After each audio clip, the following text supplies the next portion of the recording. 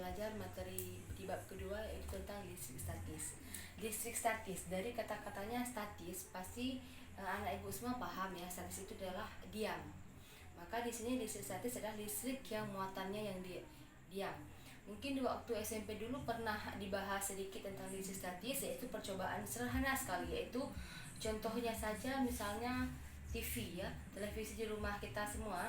Ketika kita hidupkan lama-kelamaan, maka permukaan TV tersebut terasa panas. Maka di permukaan televisi tersebut bermuatan elektron, memiliki elektron. Ketika kita dekatkan rambut kita di permukaan televisi yang panas tadi, seakan-akan ketarik oleh TV tersebut rambut kita. Peristiwa tersebut adalah peristiwa yaitu listrik statis ya, adanya pergantian elektron ya antara TV dengan rambut kita. Itu contoh yang sederhana sekali. Maka di sini kita akan membahas lebih lanjut. Pasti semua tahu ya bahwa muatan listrik itu dibagi dua, ada yang muatan positif dan yang kedua ada muatan negatif. Pertama positif, yang kedua negatif. Sifatnya itu seperti apa? Yang pertama, jika ada dua buah muatan, yang pertama bermuatan positif, yang kedua negatif, kalau kita dekatkan maka dia akan tarik menarik. Yang kedua sifatnya, apabila ada dua buah muatan, satu positif, satu yang lagi positif juga, atau kebalikannya, satu yang pertama negatif, yang kedua juga negatif, apabila kita dekatkan maka kedua muatan tersebut akan tolak menolak. Intinya apa? Sifat dari muatan listrik yang pertama, jika dia tidak sejenis atau berlawanan jenis antara positif dengan negatif, maka sifatnya tersebut saling tarik menarik. Yang kedua, jika dua buah muatan sejenis, baik positif atau negatif, maka sifatnya tersebut akan tolak menolak, tidak akan menyatu. Itu sifat dari muatan listrik. Selanjutnya, seperti apa terjadi muatan listrik? Misalnya seperti apa dia akan terjadi positif dan seperti apa dia akan bermuatan negatif. Misal ini percobaannya. Yang pertama, batang kaca digosok dengan kain sutra. Mula-mula pada batang kaca tersebut dia memiliki elektron. Ketika digosokkan dengan kain sutra, maka elektron yang ada pada kaca ini berpindah ke sutra, sehingga kejadian di nomor satu ini terjadi muatan positif, karena dari batang kaca yang jumlah elektron yang banyak dibagi karena digosok dengan sutra, sehingga dia batang kaca ini bermuatan positif. Lama-kelamaan dibagi elektronnya sehingga batang kacanya bermuatan positif. Kejadian kedua, kenapa bisa terjadi muatan negatif? Batang plastik digosok dengan kain wol. Pertama, pada kain wol tersebut dia memiliki banyak elektron atau bermuatan. Ketika digosok oleh batang plastik, maka elektron yang ada pada kain wol berpindah ke batang plastik, sehingga batang plastik ini bermuatan negatif. Itu terjadi muatan listriknya.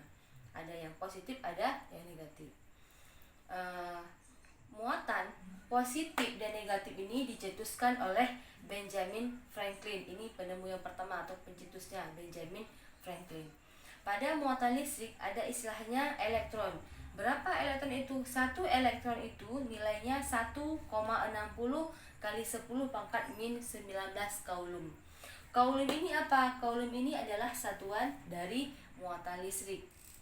Nah, pada listrik statis ini adalah ilmu dasarnya. Selanjutnya kita akan membahas yaitu gaya coulomb. Gaya coulomb di sini atau disebut, karena kita membahas muatan, ada positif, ada negatif. Gaya coulomb adalah gaya tarik-menarik atau gaya tolak-menolak. Kenapa dikatakan seperti itu? Kalau dikatakan dia gaya tarik-menarik, maka gaya yang terjadi antara muatan positif dengan negatif, maka dikatakanlah gaya tarik-menarik. Kalau dia gaya tolak-menolak, maka antara muatan positif dengan muatan positif, maka dikatakan gaya tolak-menolak.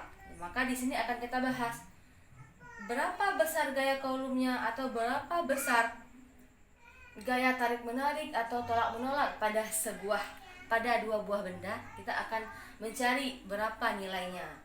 Maka Disebutkan di sini penyelesaiannya melalui gaya Coulomb. Gaya Coulomb di sini yang temukan juga ada oleh si Coulomb sendiri, nama dia diabadikan untuk dijadikan sebuah teori, yaitu tentang gaya Coulomb.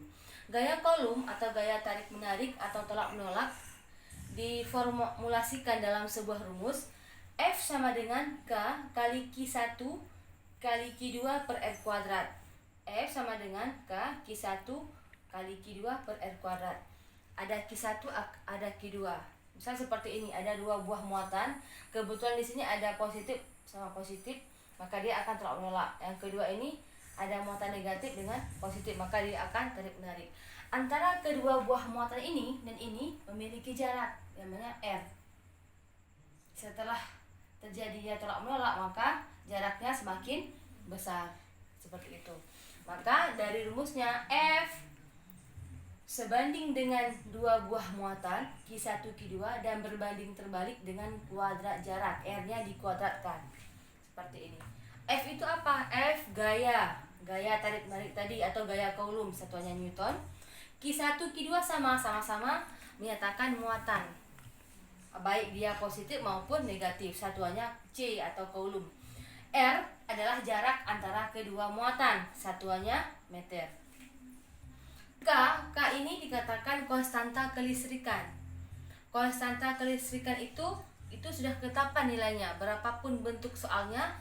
Jika K itu tidak diketahui, tetap kita memakai nilai K itu 9 kali 10 pangkat 9. Satuannya Newton meter kuadrat per C kuadrat. Nilai K ingat ya, konstanta kelistrikan, nilainya sudah ditetapkan. Ya, ini adalah rumus untuk gaya Coulomb. F sama dengan K Q1 Q2 per R kuadrat. Ini adalah gaya Coulomb yang terletak di ruang hampa atau udara. Jika misalnya gaya Coulomb ditanyakan, tentukan gaya Coulomb pada bahan, misalnya pada bahan kaca kah, misalnya pada bahan mika misalnya, maka bisa kita gunakan seperti ini rumusnya. F pada bahan sama dengan 1 per epsilon R kali F vakum, ya. Epsilon rumusnya epsilon R kali epsilon 0. Nanti diketahui epsilon R-nya. Misal epsilon R-nya pada bahan sebesar 5 atau 3, maka langsung kita buat nanti 1 per epsilon R kali F vakum. Vakum itu adalah F udara, hasil dari ini.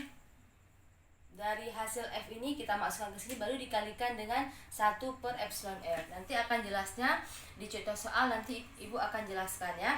Yang jelas inilah rumus dasar dari gaya Coulomb.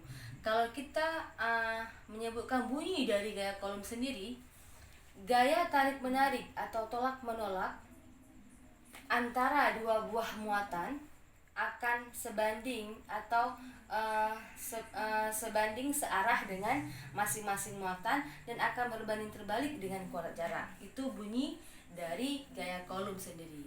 Ya, mungkin ini materi dasarnya dari listrik statisnya. Yang pertama tentang muatan masing-masing sifatnya dan gaya Coulomb seperti apa ya. Selanjutnya kita akan melihat contoh soal, ada 2 soal tentang gaya Coulomb. Oke, terima kasih untuk penjelasannya. Mudah-mudahan dapat dimengerti. Assalamualaikum warahmatullahi wabarakatuh.